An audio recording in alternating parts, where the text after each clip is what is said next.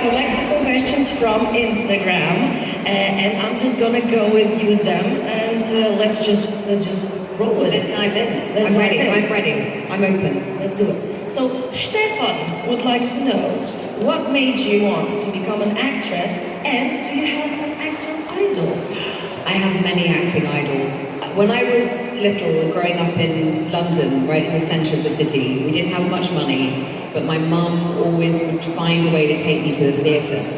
So when I was from maybe 6 or 7, she would take me, and there was something very magical about a whole group of people who didn't know each other, the lights going down, and all of us watching a story on stage from people that we didn't know, and yet I felt as an audience, by the end of the play, I felt changed in some way, either happy or moved, or it was thought-provoking, and I found it incredible. It was such a captivating world, and I was very shy as a kid, so I didn't feel like I was a natural performer, but I knew in watching people being amazing and kind of larger than life on stage, I thought I want to find a way of being in that world.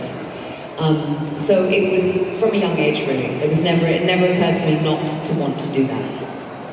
And I think in terms of my idols, you know, I grew up watching a lot of classical English actresses like Dame Judi Dench, Fiona Shaw, Juliet Stevenson, some people you would have heard of and not heard of. And then, of course, the classic golden age of Hollywood, the Katharine Hepburns and the Bette Davis. I suppose I've kind of always been attracted to very strong women. Can you tell? Like quite alpha women. And so kind of across time, different genres of filmmaking, women who have been pioneers and trailblazers within the medium and seem to be distinctive, intelligent, independent, and funny. That's important. Funny is very important. It's true. Yeah. And inspiring, no? And inspiring to have your own voice as well. Because I think this, as a women, we sometimes struggle to voice our opinions or voice ourselves. So these women are really inspiring to do so. Yeah. And if I can add to Stefan's question, do you remember the first time when you had to play your first role, when you put your feet on the theater boards and you looked at the audience like, oh shit, I'm an actress? It was a couple of weeks out of drama school. I graduated with my degree, and in the final weeks of drama school, the teachers would kind of look at us and go, okay, you're professional actors now, go and be actors. And we were like,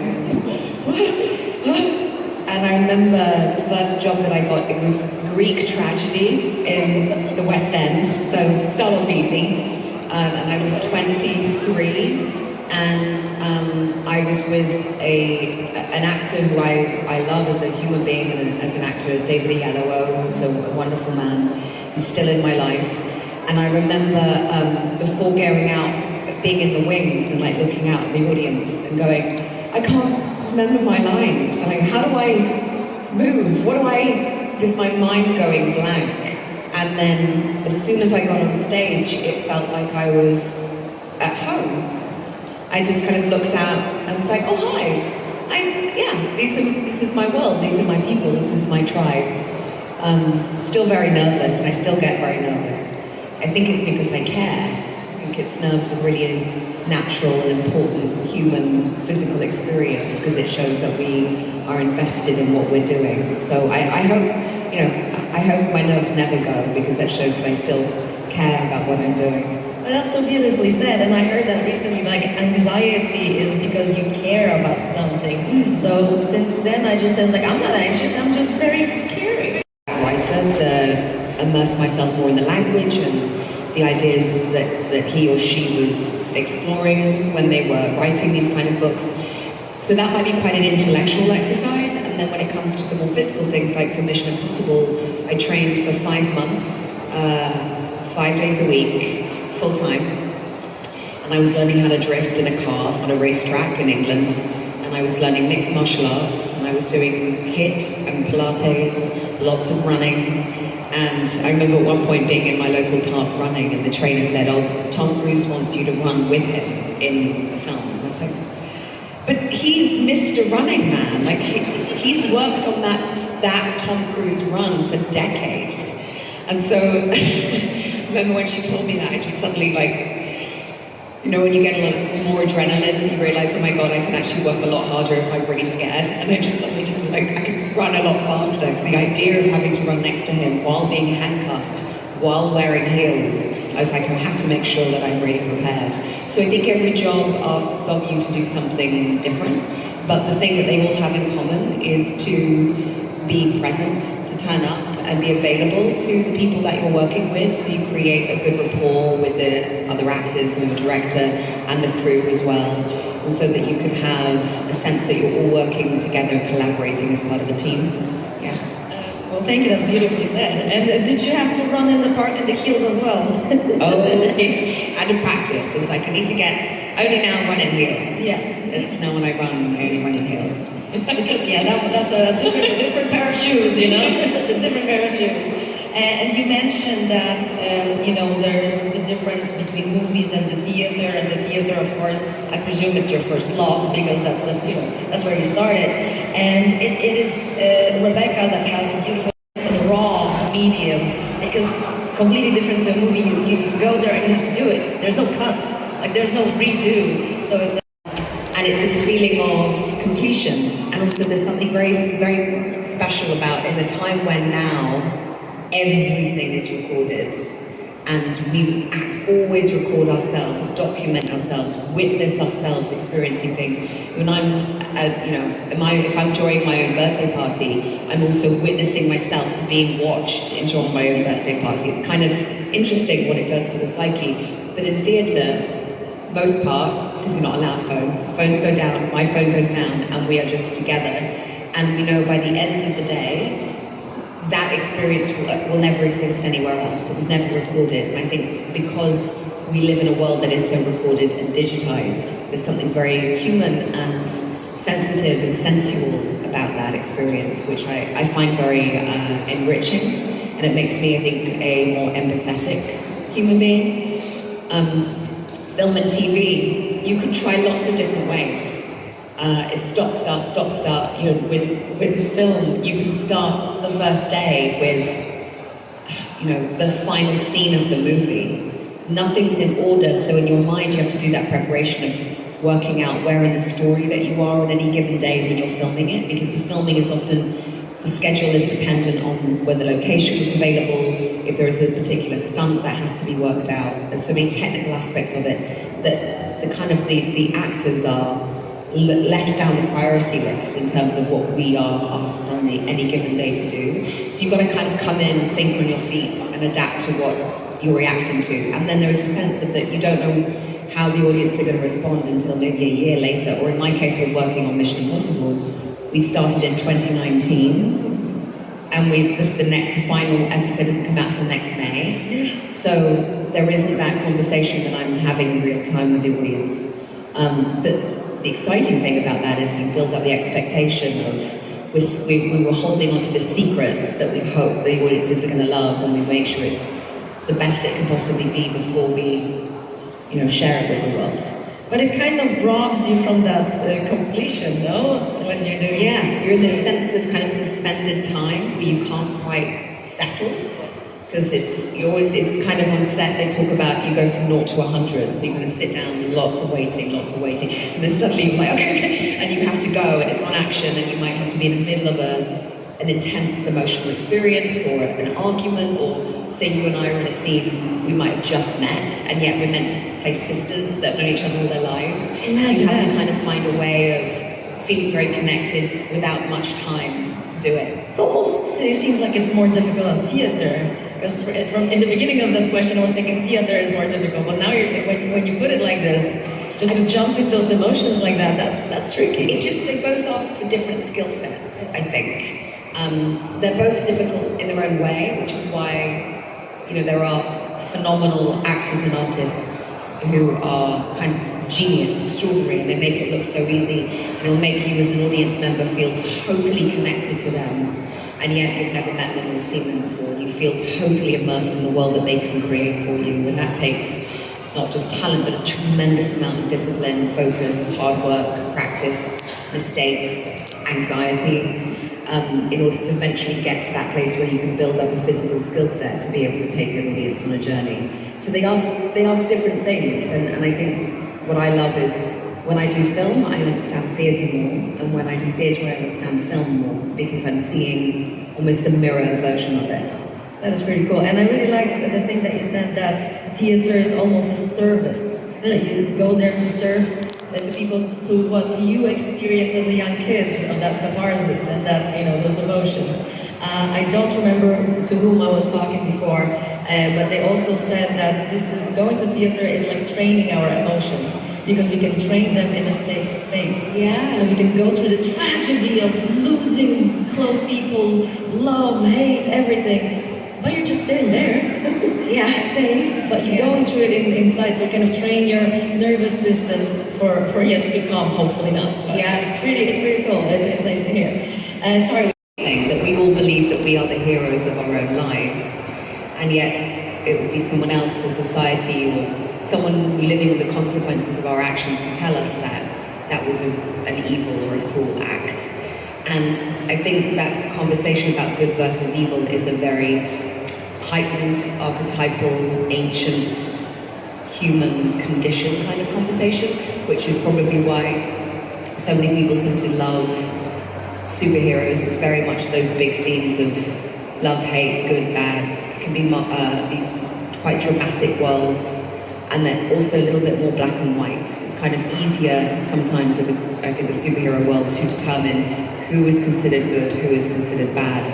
With other kind of forms, and whether that's particularly a literary adaptation or a play, I'm always kind of looking for the different shades of light and dark within a character that exists in everyone. That's interesting to me. I don't think anyone is born inherently purely good or purely evil. I think that there is a natural qualities that we are brought into the world with, but they are developed through our environment and either nurtured or eradicated through who looks after us in the environment that we're brought up in, and how we also see ourselves in the world as we grow, what we develop as our own value system. And all those things add up to kind of what we consider our own character or personality. I find that really interesting when I'm studying characters, of going, what made them do the thing that they did that has this consequence, good or bad. And then from that place, it's really fun. It becomes like a kind of dive, like an archaeologist digging into the sand, trying to work out. But it's really on their mind. Yeah. What really drives them. And from like any evil character, do you have one in mind? It's like, oh, I would love to play that one. I would love to be that one. Oh, do you know what? I would love to. You know, I'm loving some really good genre movies at the moment. Like I loved Longlegs and The Substance. These are very kind of body horror. Oh, The Substance is so good. It's so, these kind of quite high concept films, and I would love to play a vampire. Ooh, I'm like, I want a good vampire movie. You would be a good vampire. Thank you. And before we jump to more questions, guys, if you have any... Actually, for children, it's for a younger demographic. And I've always considered myself to be a humanitarian. I was very gratefully raised in a very diverse, inclusive environment in the city, and I had lots of friends and family members from the queer community. And when I was a kid, I didn't see much representation of these issues for the queer community, told in a way that was as wholesome as Heartstopper becomes. And I think what it has done is taken the very important coming of age stories of the developing emotions in teenage years and into kind of becoming an adult, and presented them in a way that feels universal, respected, sensitive, and it's handled with so much kindness and gentleness. And so when I watched it, I was very delighted to be asked to come in and play Diane and be a character who is essentially an ally and as a support. And I just think that, and also when I walked in, the cast were a very young cast, and they were so professional, and they were so polite and so warm, and it gave me great sort of hope for the next generation of actors coming out, because they're so talented. That's really cool, thank you so much. And I can see that we have some questions from the audience. Nice costume. You look fantastic. So I was wondering, correct me if I'm completely wrong, when you come home from acting, do you maybe still have the roles super deep in your mind and everything is turning all around those lines that you had on the specific day? Is there any technique how you calm down after? No, I wouldn't. And then it actually made me a better actor because you can put something down and come back to it clear-headed rather than kind of going over it too many times. So finding a healthy balance. Yeah. Thank you so much. Thank you. All right, we have a very short time for 2 last questions, okay? So make I'll be it quick. Hi. Hi. I was wondering, I wanted to ask you, is there any age where you would say it is too late to start to learn to have an acting career or to act? Oh, I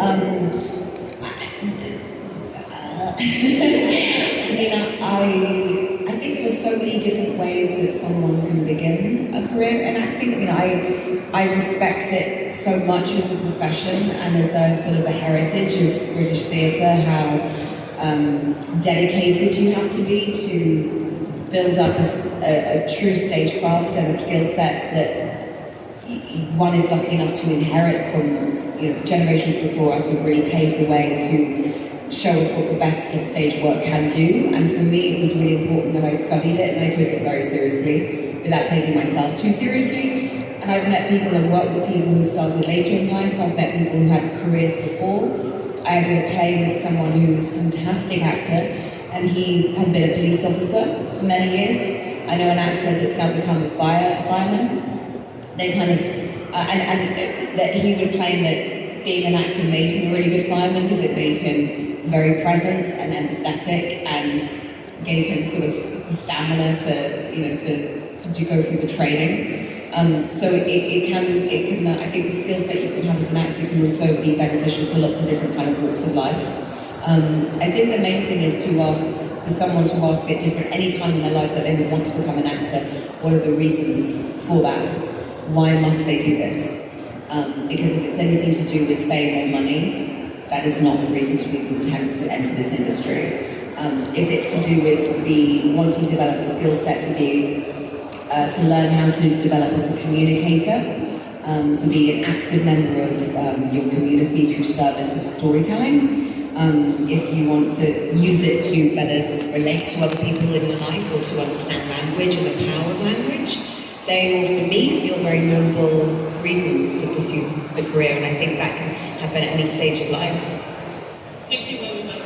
For nearly 5 years, his well-known, universally acclaimed commitment to his athleticism and filmmaking and to his fans is unparalleled. I've never seen someone who is so disciplined and kind with it, and a really specific, detailed performer, and a stuntman, and a producer, and he's like a director as well, and he's a co-star. I think all of those meant that I had to absolutely up my game and make sure that I was really prepared mentally, physically, spiritually, psychologically, emotionally, to do those sequences again and again and again and again over a number of years, and to do it also essentially without a script, to be trying lots of different ideas or learn a new text that morning, or film something and then come back to it a year later and try and do something else.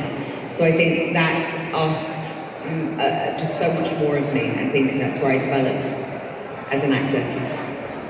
Well, by the way, we're incredible. Oh, thank you. Thank you so much.